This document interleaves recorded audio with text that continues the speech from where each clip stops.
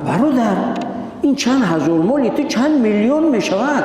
او را گرفته برده نتوانی، در جان شیرینت بخور، در جان شیرینت بپوش، بده زکاتش رو بده، به بیچاره و یتیم بده، تو اینکه پروردگار یک عزت سعادت و برکت بدهد. او جمع میکنی بردش نشود، چیکار میکنیش؟ نمیشد که سرت رو شانه کنی به ترتیب بدراری. برای میگه که پیامبر اساسا میگه کسی که موی سر مونده اکرام کند موی سرش رو. اکرام کردن یعنی چی؟ به ترتیب بدرارد، شانه کند، یعنی به ترتیب در آوردن. حتی میگوید که چیز پیامبر علیه السلام در صحیح مسلم میگوید که لا یقبل الله صلاة بغیر طهور، نماز بی طهارت قبول نمیشود.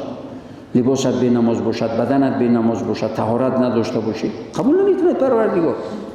نمازی بی طهارت و نوپاکی رو پروردگار قبول ندارد.